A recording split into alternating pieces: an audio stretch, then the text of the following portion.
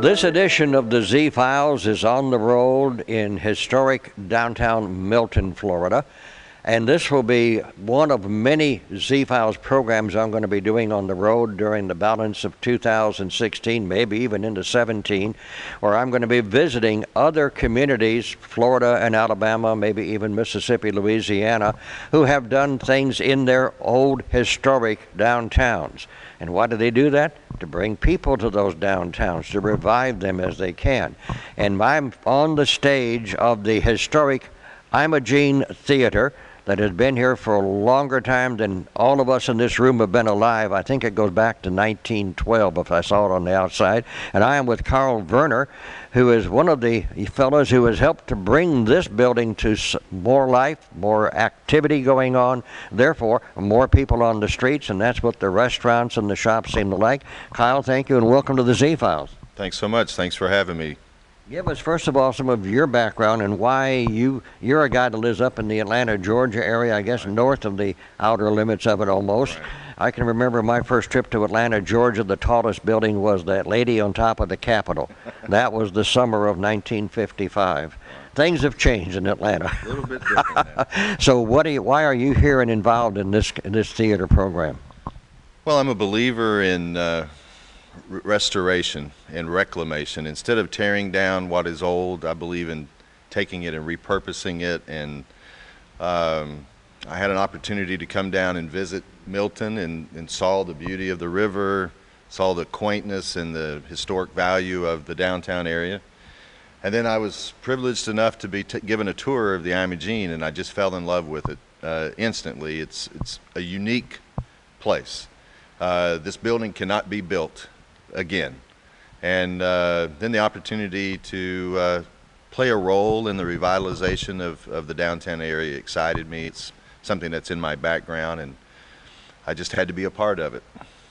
Now, you've been involved, I guess, in a pretty major program. You came over to Crestview a while back and talked to one of our quarterly meetings of our Community Redevelopment Agency, and you talked about a place called Bricktown. What was that all about?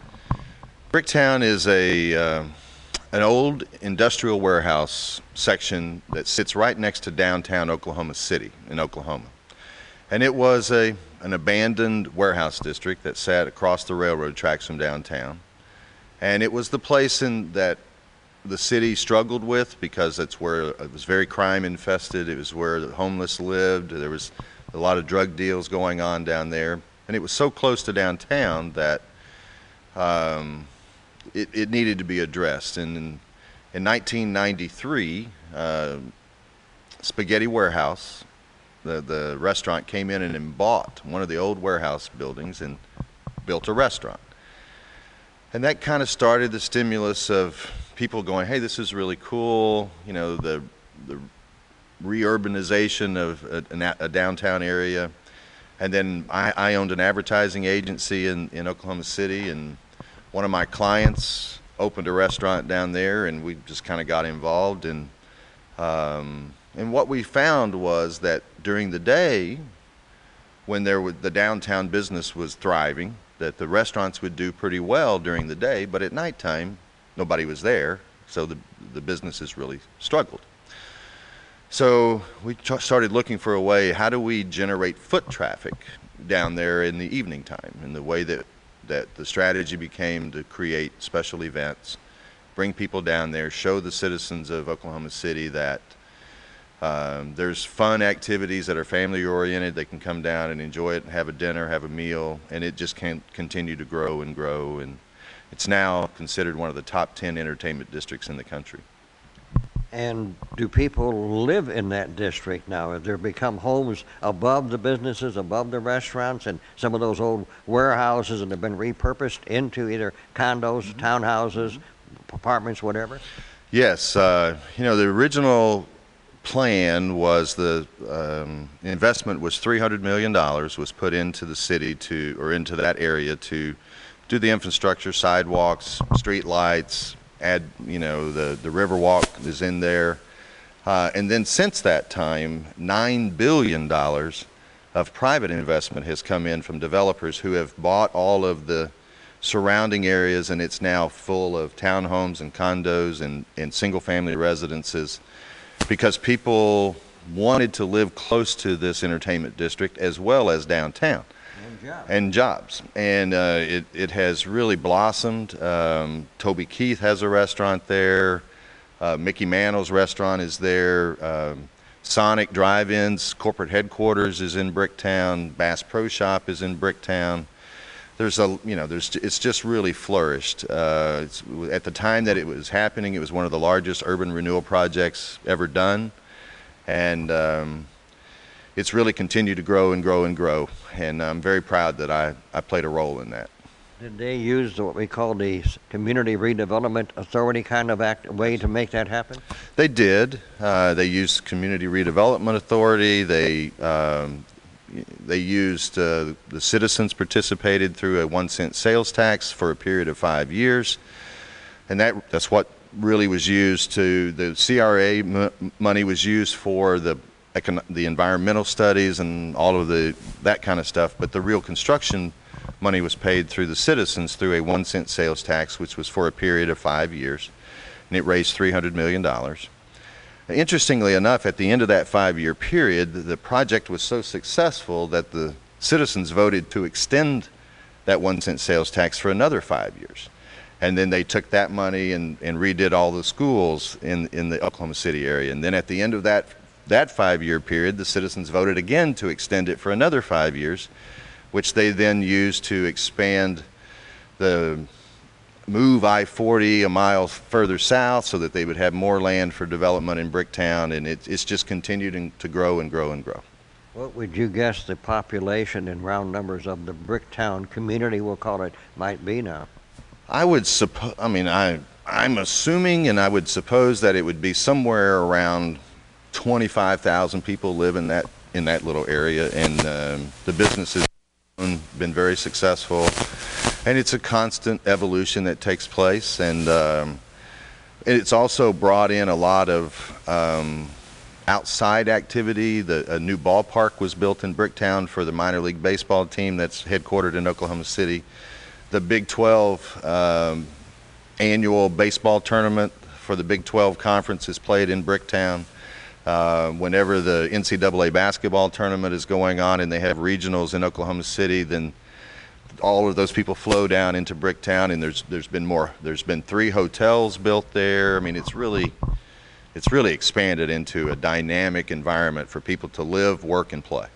Now, I know San Antonio, Texas has done something similar down along their Riverwalk. There was an area, and it was about 20 years ago when I was there on a business trip to deal with a business I was selling something to. And, Rivertown was nice back then, but now I understand it has also done the same thing, taken some of those old warehouses, sturdy, solid building, just like our Alatex sewing factory in Crestview was a sturdy, solid, beautiful building on the outside, right. But there's just a brand new inside to it. Now it's Florida A&M's Graduate School of Pharmacy. Absolutely. Now, coming here to Milton and the Imogene, what do you see as you look out there and you say, I want to wave my magic wand and help this community? What things do you see that you think can happen here? Well, the thing that really jumped out to me the day I drove in was part of the Bricktown project was the North Canadian River runs right beside downtown. And there was an old, dirty ditch that ran from Bricktown out to the North Canadian River. Part of the revitalization process was they dammed up the river, and they took the ditch, which everybody always argued over whose responsibility it was to clean it and mow it and do all of that, and they brought the river up into Bricktown. So now you have the boats floating down the river and the restaurants on the river and all of that, but they spent $100 million to bring the river up into Bricktown. And what I saw when I came to Milton was the river. The Blackwater River is right here. The Riverwalk is already here. It's gorgeous. The river flows slowly. It's a perfect environment for people to come and enjoy. And but yet it was being underutilized. And to me, I just thought, wow, water is magic when it comes to revitalization. People love to come to the water. They love to sit and relax. It's very relaxing. So having this beautiful river right here with the historic buildings sitting next to it where you could have views and you could, you know, to me it was just a natural thing of, wow, this could really turn into something special. Well, Crestview has two rivers, and it got its name Crestview because it was at the crest when the P&A Railroad was being built, and it came from Pensacola going to the Atlantic in 1881-82. Well, when they left Milton, if it was Milton or Scratch Ankle, whatever the name was, or Baghdad area, that's where the depot was, right out there by Baghdad, you know, they could have just as easily turned and gone toward the community of Baker, Laurel Hill, and there would never have been a Crestview. But they did plod on through their right-of-way, and as they crossed the Yellow River, they're at 40 feet above sea level. Right. They start to come up, and in 3 miles, they're up at 200 feet. Wow. And then as you go east another 3 miles and go back down the slope, you're at 70 feet above sea level at the Show River. So I don't think geographically, physically, we're going to bring those rivers into town. So we're going to have to do something else in Crestview to dwell on the history stuff that we really have in that community. And there's all kinds of ways. The railroad tracks through the middle of downtown is always interesting, and there's the lakes there just north of downtown, and with the college on the opposite side of that from downtown. It's a great opportunity to redevelop that and move traffic from out there at the college down in. Now you would have FAMU in downtown, and you could get students to come from the other college down into downtown. So and it doesn't necessarily have to be a natural water feature. Even fountains or other types of anything that's water-based creates energy, creates relaxation, and people come and they're drawn by that. See, I was the chair of a committee we had in London. We want to rebuild a replica of our depot. I want it larger, but to scale. And right here in Milton at this depot, in their archives, they've got the blueprints for all of those original L&N depots, even down to the paint color formulas.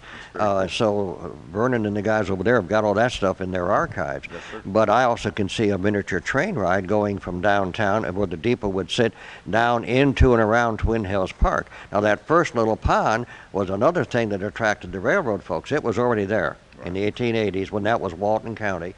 And the water came and dropped right off that little ridge. Sure. So that pump pond is well, you got to have water back then for steam engines. Sure. So there's a way to make all of that happen together.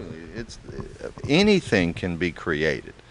It's just a matter of imagination and good engineering, and you can do a lot with the right resources. You can do it. And the neat part about downtown Crestview is the size and scope of it. It's very similar in size and scope to Bricktown, other than it doesn't have the big, 6-story warehouses.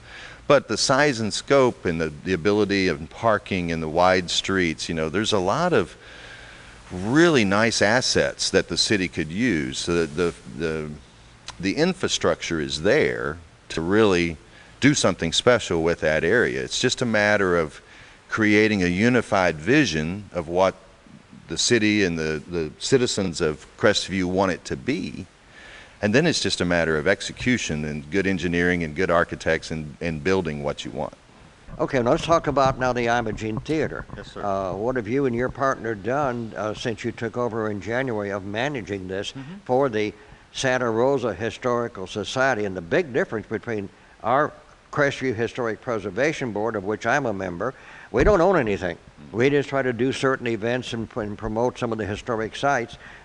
Here, this Historical Society, and I'm going to be doing another Z-Files when I'm here, talking with the president and one of their board members about what it has done and does. But what have you done with this building, and what are you responsible for?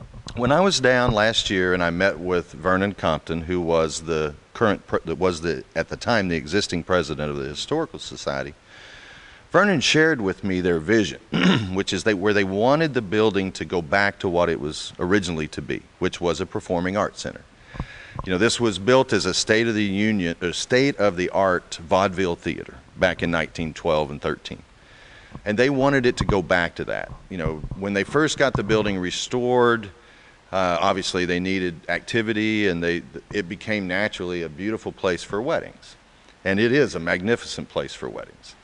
But, and unfortunately, that's pretty much all that was going on, was weddings and a few city meetings and different things that were happening. And the direction, the vision that the Historical Society had for the building was they wanted it to become something that the citizens of Milton would take great pride in and have the ability to come and enjoy. The building has sat here for, 104 years.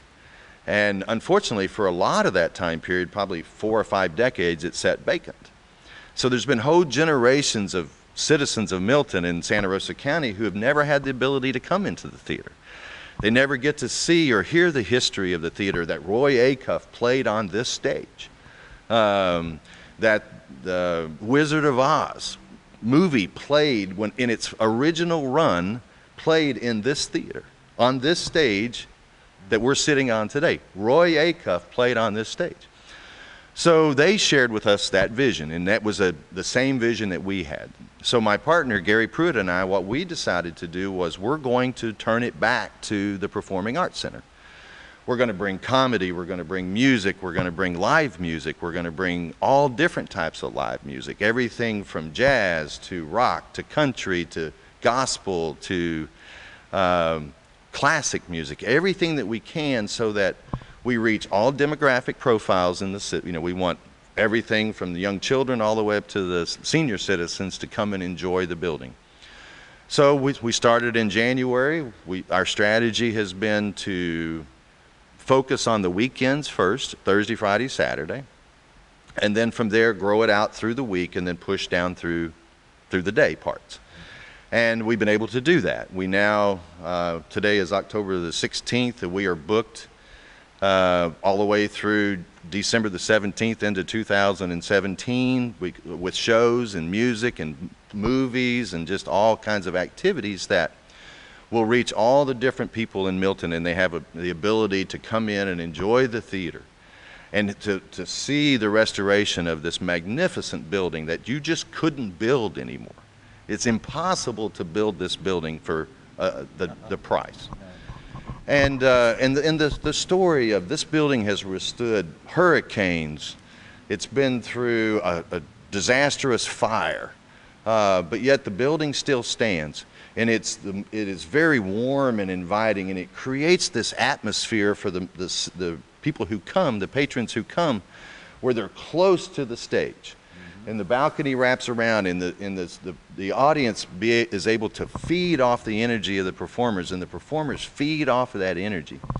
And so for the last year that we've been doing this, the musicians that have come in, they're dumbfounded by the acoustics in the building. It's just magnificent. And then the atmosphere that it creates and the energy that gets built in this room, it's just really special. And now the citizens are coming for dollar movies and date nights with dinner and a movie and music and plays and all this stuff. And people are really enjoying it. And the biggest challenge that we have is to continue to build the awareness of it. I'm always at the ticket booth downstairs when people come in, and it's amazing to me over the last 9 months, 10 months that we've been doing this. I would say I've probably heard somewhere between 250 or 300 times that I've lived in Milton my entire life. I'm 67 years old. I've lived in Milton my entire life. And this is the first time I've ever been in the Imogene Theatre.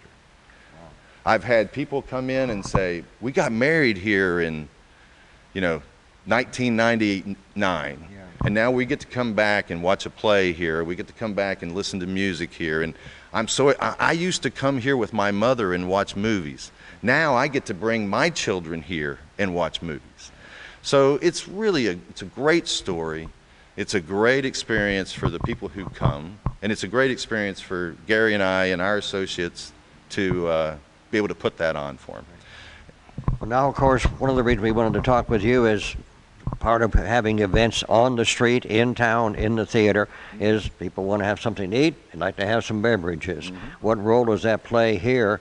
Because our city council is going to start a workshop to consider the idea of maybe we have a downtown district that has different rules. They don't have to live by that 500 feet distance, from a church or a school, right, because they're in that downtown district. Right. and we have a good that's a whole idea to build that downtown, which is the core part of the CRA area. So what role does that play for you here? Plays a vitally important role. As we're trying to book musicians or artists to come in and play, one of the first questions they ask is, do you sell alcohol in your building? Because they know that people who are coming for an attraction, they want to be able to have a drink. They want to be able to have a beer or a glass of wine while they're being entertained.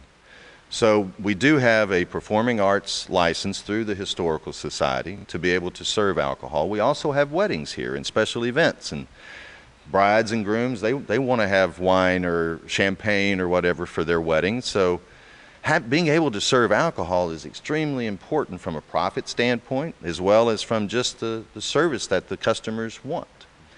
The challenge that we have here is, you know, our building sits and it's very landlocked. You know, when you step out of the Imogene Theatre, you're on city property. So obviously somebody's inside, they have a cocktail in their hand or they have a glass of wine and they need to make a phone call. Well, they can't step out of the building. They have to put their drink down and then step out, make the call, hope our trash group doesn't come by and pick it up. So, you know, it would be nice to be able for them to come here, have dinner, after, you know, watch a show, walk over to the Very Berry yogurt shop and have some dessert afterwards and carry their drink.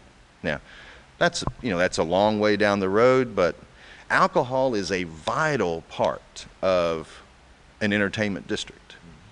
And there's a lot of fear, natural fear about alcohol. And the citizens say, well, we don't want this to be Bourbon Street. We don't want this to turn into strip clubs and nightclubs and all this kind of stuff. And that's an understandable fear for people to have, but the part that they really need to understand is it's not the alcohol that's the issue. It's the ordinances that are put in place to control it. It's the same way as a Chili's or any restaurant has. You know, the manager of that building, of that restaurant, has a responsibility that the customers are not overserved. We have that same responsibility here.